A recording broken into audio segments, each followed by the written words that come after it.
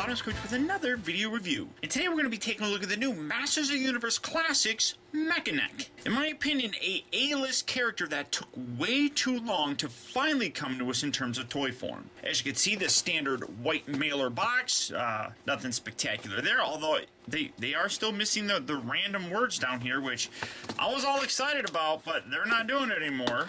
So we open it up. Naturally, no more tissue paper, but here we have Mekaneck. And as I mentioned, this really is, in my opinion, an A-list character that really has taken forever to get to us. Now, you flip around here on the back, you see other characters that are in the line. We see that his real name is Orius, and it says, entered in the Battle of the Avion during the Great Unrest. Orius was brought by Duncan to Castle Grayskull, where he was healed by the sorceress. The magic spell replaced his neck with an ever-expanding mechanical construction made of microscopic nanites. By increasing or decreasing the number of nanites in his body, Orius gained the ability to grow his neck to almost unlimited length. Taking the codename Mekaneck, he served the royal household as a loyal member of the Masters of the Universe, using his amazing periscope neck to spy on the evil enemy. So very cool, I love that. It wonderfully explains why his neck actually does what it does. Then flipping it around back to the front, you can see it comes obviously in the nice blister packaging that we're used to. You can see his club right inside there. You got two lengths for his neck, actually. And this is a figure that I really enjoyed as a kid, and I'm absolutely thrilled to finally be having a classic version of him. So let's get Mekaneck open and see how cool he actually is. Alright guys, so here we have Mekaneck opened up and out of its packaging. And this thing is absolutely stunning. I love just about every single aspect of this figure. I watched my friend Pixel Dan's review on this, and honestly, I have to agree that this figure just does everything right. Now, he and I haven't agreed on all things, but when it comes to this, there's just about nothing wrong with this guy. First off, the color on this is absolutely gorgeous. The paint job is superb. Starting all the way down here on the bottom, the feet, for example, or boots, beautifully painted. You got a very nice, almost metallic kind of silver paint, and then a gray paint kind of interlacing his actual boots. So very cool. I love the way that looks. It's really, really beautiful contrast, especially with the two different colors. Coming up to the body, you can see that through the legs, the actual torso and the arms have this really beautiful blue kind of molded plastic, and you can see some wonderful definition through there, some wonderfully done shading all the way through it, especially here in the arms as well.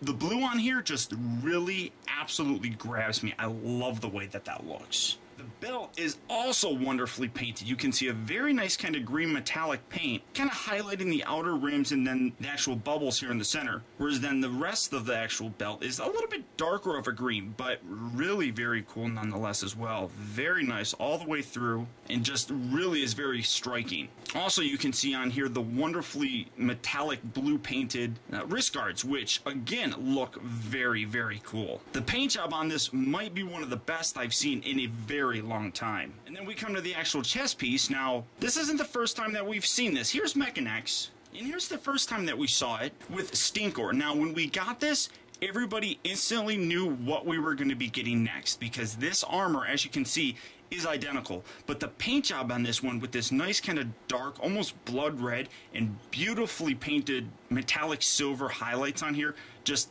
really do a better job. I mean, this looks great, and it matches the Stinkor character. Just this looks so much better. And then on the back, just like Stinkor's, you have the actual little hole section that if you wanted to use this, you can bring this on here and you can clip that onto him, and you can see that there is a big difference. You got this really nice kind of lighter blue, and then the much darker kind of blue throughout here. So that does kind of throw things off, but it's cool that if you really wanted to, you could put it on there. And last but not least, the coloring on his actual goggles. I mean, the head itself is a wonderfully sculpted head, but the silver on here, and again, I don't know how well this is going to come across on my camera, but just really looks good. But This is also where the biggest problem with this figure comes from, and Pixel Dan touched on this as well, where the actual like, kind of crux of his eye, where the nose, or the bridge of his nose kind of meets where his eyes would be, is very low, and when you look at it from certain angles, it really does kind of look kind of weird, to be totally honest. And then once you notice it, you really don't stop noticing it. That's really probably my only complaint with this, in terms of the actual like design, I guess. I really wish that this sat down a little bit lower, kind of covering up his nose more, or the ridge of his nose. In terms of a design, that's really the only thing that I would change with that head sculpt. But overall, the sculpt on it, and you can see rivets all the way through it, it just absolutely looks like Mekaneck. It's a wonderful update to our original figure. Now, for his articulation, it's standard with all the Masters of the Universe classic figures for the most part. The head is here on a ball joint. Now, the neck is a little bit loose, considerably looser than what we've gotten previously. It's not horrible. It's really not all that floppy or anything, but mine is a little bit more flimsy, I guess. Especially when you compare it to other figures. You can just feel a noticeable looseness in it. Not terribly bad, but it's still there. The arms move in and out. They rotate all the way around at the shoulder. They rotate at the upper part of the bicep. They bend at the elbow, and the wrist has a swivel. Come down here, he does have the ab crunch. Rotates at the waist, back and forth, in and out. He does have a little bit softer of a cod piece, so you can get a nice range of motion. They also rotate up here at the upper part of the hip area. Bends at the knee. Rotates at the boot cut.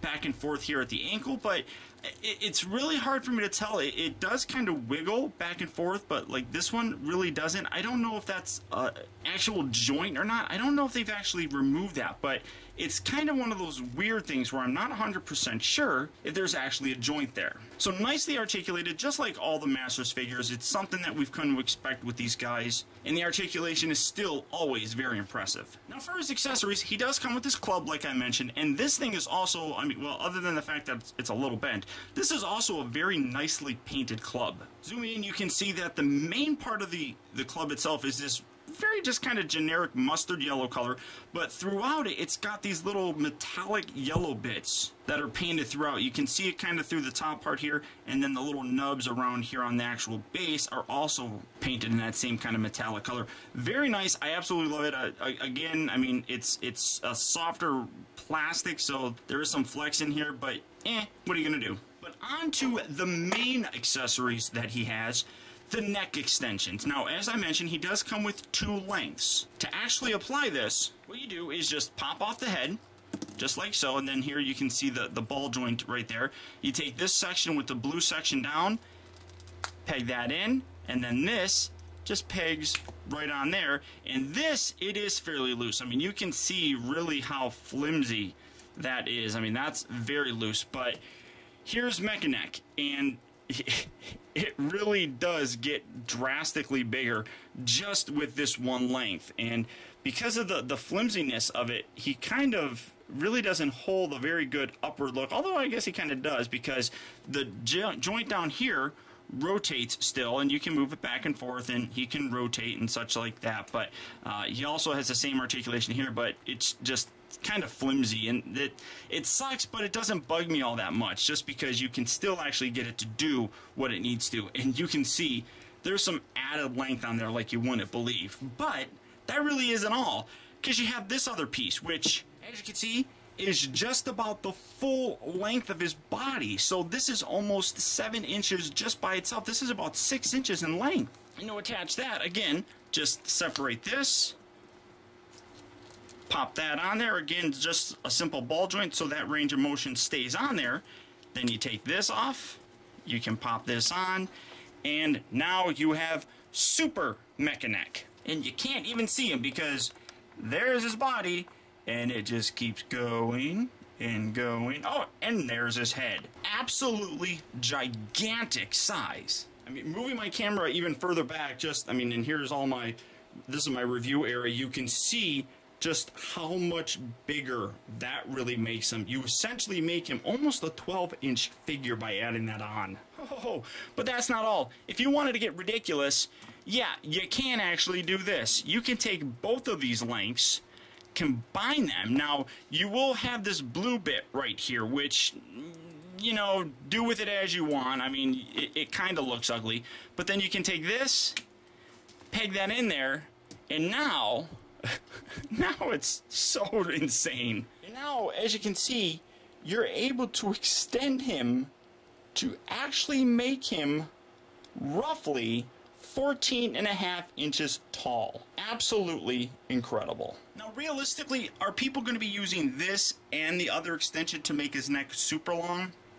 Probably not so much. But nonetheless, this is truly a remarkable figure. The color on here, as I said, is just about perfect. There really isn't much in terms of the color that I would change on this guy. This is one of those rare instances where the Four Horsemen and Mattel absolutely hit a home run, taking the vintage figure and really kind of recreating him in the classic look. Now, while he doesn't actually have the same action feature, the vintage figure had the neck all in his chest bit, so you were able to just pull it out. While that doesn't have that in this new classic version, I love what they did in terms of updating that same look. And when it comes down to it, the real only nitpick that I have, as I said, would kind of be the eye area. It's just really kind of weird and definitely throws me off. It's something that I totally notice every single time that I look at this.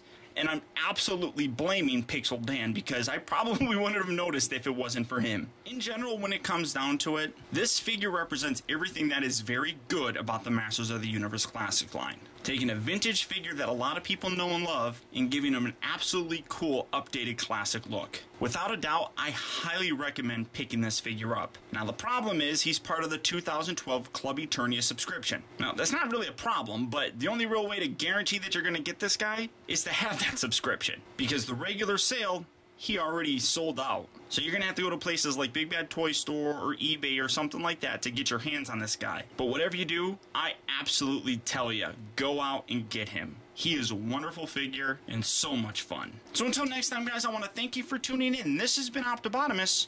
I'll talk to you later.